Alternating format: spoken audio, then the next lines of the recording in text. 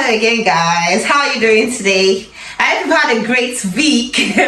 How's everything been? Welcome back to my YouTube channel. It's Moments with D again, and on this channel I talk about life in the UK, settling down in the UK, give immigration tips and sometimes fun stuff. And on today's video, as you can see from the caption, I'm going to be talking about one of the countries in the United Kingdom. So the UK, the United Kingdom, is a country in Europe and a large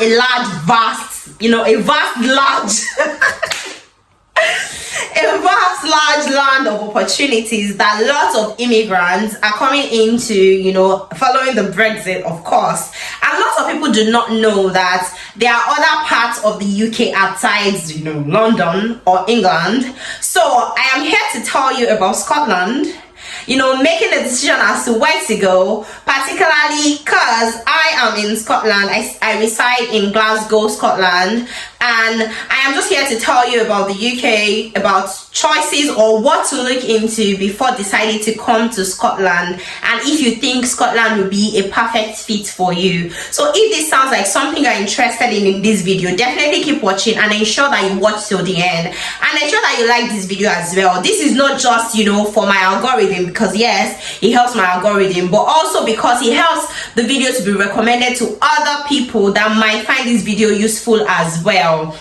So let's just get right into the video anyways. So the UK is a country in Europe, and it has four countries that comprise the UK. So we have England, England everybody knows, that's where London, Manchester, Birmingham, and where you have like lots and lots of people. But there are also other parts of the UK. There is Wales, there is Scotland, and there is Northern Ireland. So these four countries come together to make the United Kingdom. So when you are deciding to come to the UK, all that happens in the UK does not just sit, or the be all end all of the UK is not just England. There are other parts of the UK that you can look into to decide which is favorable to you, and all these parts are developed. Don't let anybody give you the vibe of England is the city and other parts are the countryside. No.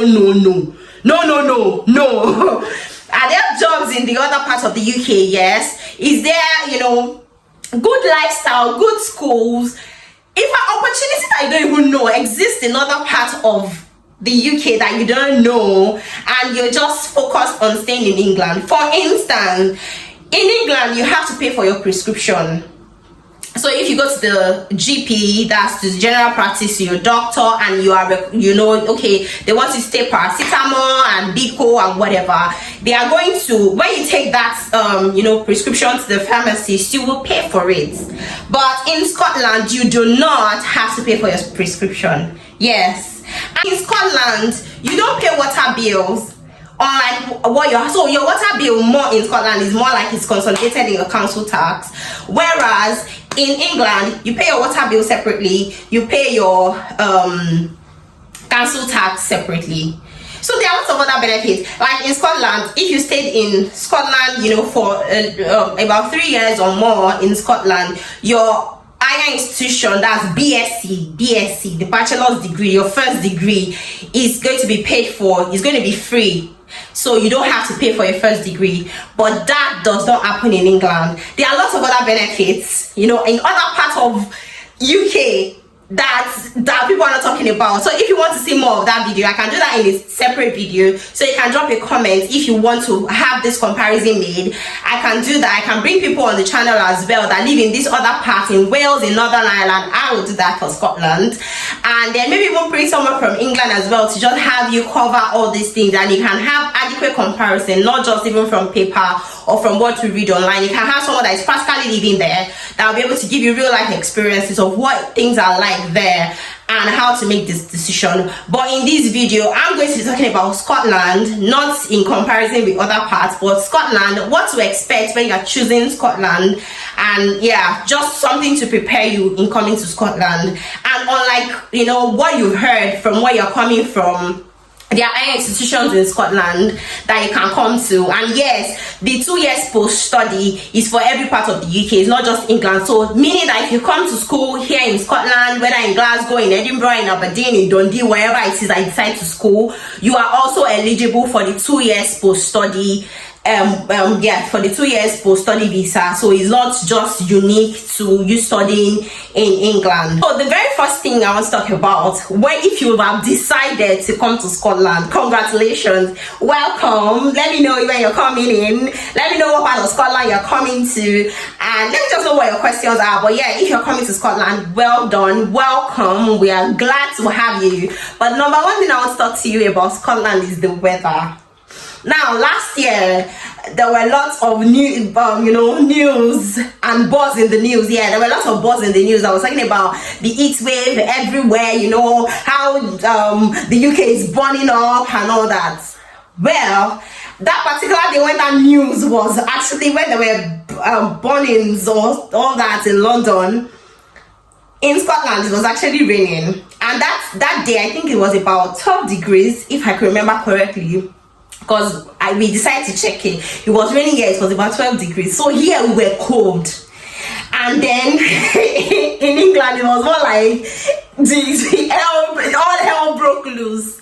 So this is to say that the weather in Scotland is often colder than at least England that I know of. So the weather in Scotland is highly, so if you've heard that they said the British weather is unpredictable, yes, but then Scotland is now like raised to power, it's now a notch higher. So yes, the British weather is unpredictable, but with Scotland, it can be dry 2 minutes ago and now it's raining, and then 2 minutes after it's dry again, and then it's heavily raining. So the rain is just something you have to live with. You have to just accept it and just move on, because that is how the weather is. So you're coming to Scotland, don't think, oh, where is chilly today, I'll just, if the weather is so good, I'll just wear something light. My dears, whatever you see, you'll be far more. So in Scotland, it can actually, the weather is highly unpredictable. It can rain almost every time. At least it rains like 3 times a week. So prepare your mind so that coming to Scotland, you have to have your umbrella like closest by, or you have to manage like that. So me, I used to be now. I don't go around with umbrellas anyways, but then I already know that okay, this is what to expect. So if it rains, we're all well and good, and I just walk in it like that from my stop to where I'm going to. I'm sure that I won't be drenched and all that, but you need to be prepared for that. It can be colder than what we have in other parts of the UK, so you need to prepare for that. Those are even about that one is even worse. So if you're going to like RGU, there is like taking a notch higher from these as well. So it can be colder than you have in other parts of England, and the weather is quite much more unpredictable than what the general British weather is. So that's the first. The second point is the accent. So I'm sure you're like, oh no, I watch British movie, I watch Yoruba movie. No, it cannot be that bad. It is that bad. It is that bad, because even the English, like they come to Scotland and they have difficulty like with the accent. So the Scottish accent is different. It's different. They have their own language as well, but aside their own language, this is still speaking English, because you are just going to be wondering, are these people speaking English? Am I hearing correctly? Like when I first came and I had to attend meetings, like I am at meetings, they are not talking to me, but I am highly attentive because I needed to understand. Like if you just lose focus like this, you are gone. So the accent is different, and they even have a couple of words here and there that they use that is quite unique to them. For instance, in Scotland, instead of saying little, you say we. Yeah, the WEE. So it's not just give me a little, or give me a little time, or just hold on while I do that. Just give me a wee second, I'll get back to you, or I just need a wee minute. So like they don't use little, they use we. They have a couple of words like that here and there, but particularly I'm talking about the accent. The accent can be quite difficult to understand. I was in a meeting sometime, and my line manager was talking, and it was like, oh okay, and that's my line manager's line manager. I had to like remind him that we'll have people from London on the call, that so he had to like make the accent more understandable. So he had to like take it slow and be try to speak better and all that. So the accent accent can be quite disturbing. So if you're coming to yeah, if you're coming to Scotland, you should know this, so that you know this and you know peace, that the accent it is something to think about. The third thing I want to talk about is the law in Scotland. In specific areas, the law is quite different. Now, the immigration law, of course, is general, but there are lots of like few areas here and there where the law is not across board in the entire UK. Like what I've cited before, like how prescription is free in Scotland is not like that in the UK. I cited before, it's not like that in England. I cited before, you know, the old water bill part, where it is just more like consolidated here, but it's not like that in England. So there are a couple of things that maybe I think school start age as well. I think that differs as well in Scotland as against what you have in England. And if you're also like, let's assume that you need a police report or something, or for those that are practicing now, there's this NVQ that you get in England. NVQ means National Vocation Qualification or something. So it's like this exam that you write, maybe I think healthcare people like that. But in Scotland, it's SVQ. So in Scotland, it's SVQ. Why for like other parts of the UK, England in this case is NVQ. So Scotland is like Scottish Vocational Qualification. So they are just like here and there. Like if you're also like an accountant, you know, practicing in other, or even a lawyer as well, practicing in England and Wales is different from the laws, or some part of the law is actually different to practicing in Scotland. The tax is also different as well. The tax in Scotland is more. So yeah, this is another major point. This tax in Scotland is more than the tax in England. Like the banding, you know, tax is in band, so it's more like 0 to maybe 12,000 something is no tax, then 12,000 to, so the banding is more, or is it more or less? So the banding, but basically tax is more. It's more in Scotland than in England. So this is something you might also want to take into consideration. Okay, maybe you have your children, you're coming here, you have children. Will my children be able to start school already or not? Or you want to practice as a lawyer, you're coming from England or something and you've already started there. Will it be difficult transitioning? So that's why I'm letting you know that they are part of the law.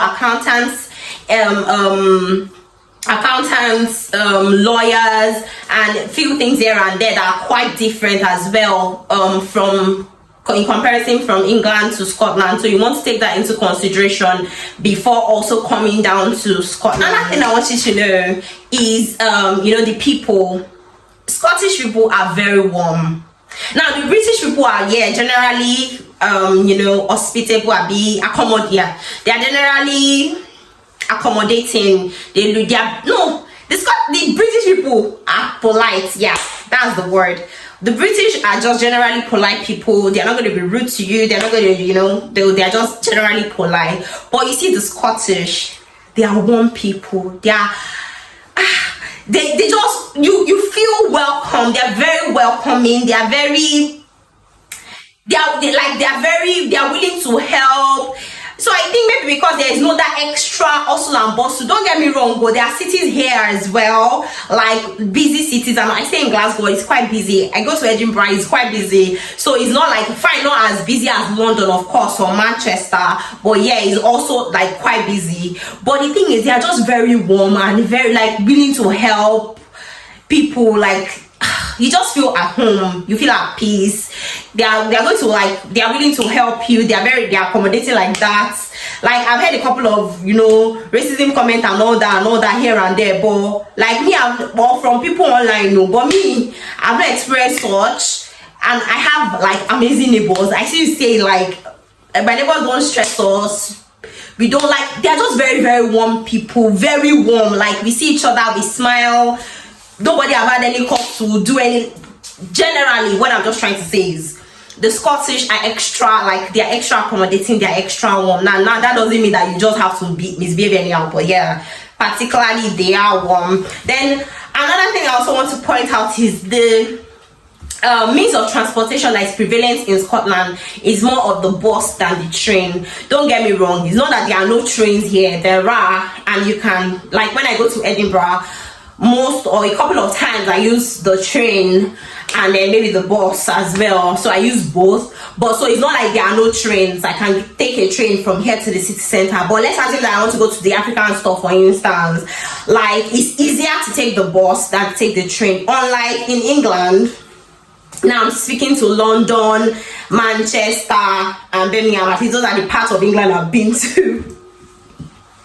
Even Nottingham. So in England particularly, train is their means of transportation. Like, yeah, there are buses also, there are buses, not like there are no buses or buses are banned, but you can want to go anywhere and you are just going via the train. The train stations are busy, they are there and all that and all that. But here in Scotland, we don't really have trains doing intracity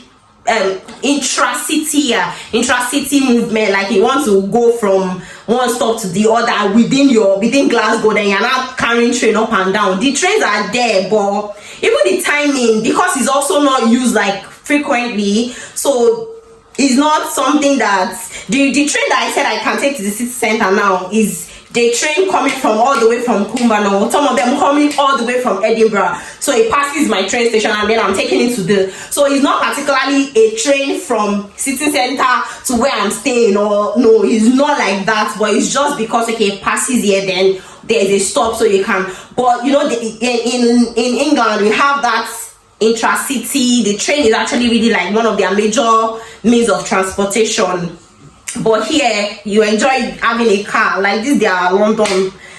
Having a car is even more expensive, but it takes more time. I was in London and I wanted to go, like, okay, I was running late and I was like, okay, maybe I should just take an Uber rather than running to catch my train.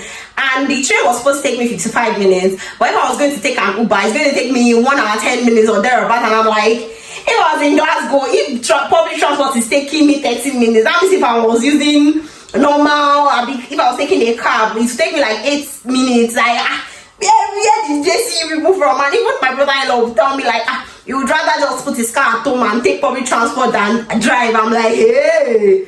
So you people, I don't understand, but basically, the point is, train is more their system of transportation there, while in Scotland is more of the buses. So you have to know your Google map, you have to try to understand your navigation. Entirely in the entirety of the UK, actually, you have to understand your navigation so that you don't end up getting lost, because it's very important. You have to know which bus you're supposed to take per time, because there might be 2 buses with the same number going opposite direction. Me like this, I have lost plenty times. Oh God, I have lost plenty times in this land trying to get. I can take the bus. I can be going to the city center and take the bus that is going further. But I don't know. But yeah, I'm getting better now. So yeah, I can make jest of myself now because it's funny. But prior to now, I will call my husband and run. It's just be like, oh yeah, snap where you are. Oh yeah, tell me your location. Oh yeah, enter this one. So even now when I'm going out like this, you see me on my phone and see my life depends on, because actually it does, even though I'll get lost. So I'm always following the map, like stop to stop to stop. And in my WhatsApp, you can be going out and be like, okay, if you don't get bus 60, you get bus 61A or 40. Me, if the map tells me bus 60, I'm going to wait till bus 60 comes. I am not doing any bus whatever, because I can get lost. So these are all what I have for this video. Like I said, if you would like to see a comparison video for maybe Scotland to England, or compare other parts of the UK or other countries in the UK to make your decision, let me know in the comment section. I'll get people from those places to, you know, also come on the channel, aside what I do from my research, obviously, to tell you about those places and, you know, how to make your decision as to where to stay. But like I said, there are other parts of the UK aside England that you can stay in. You will have an amazing time. The quality of education, the quality of people, the culture, the environment, there are jobs, like, so it's nothing to be scared or nothing to be worried about. And if the other part of or other point I think I should have mentioned or you would love to hear as well, you can drop them in the comment section. If there are much, I can just make a video about them, or if there are lots of people asking about it as well, I can just make a video about it to just discuss that as well. But this is the end of this video. Like I said, like, share and subscribe. Till I see you in my next video. Thank you so very much for always coming back. Take care. Bye.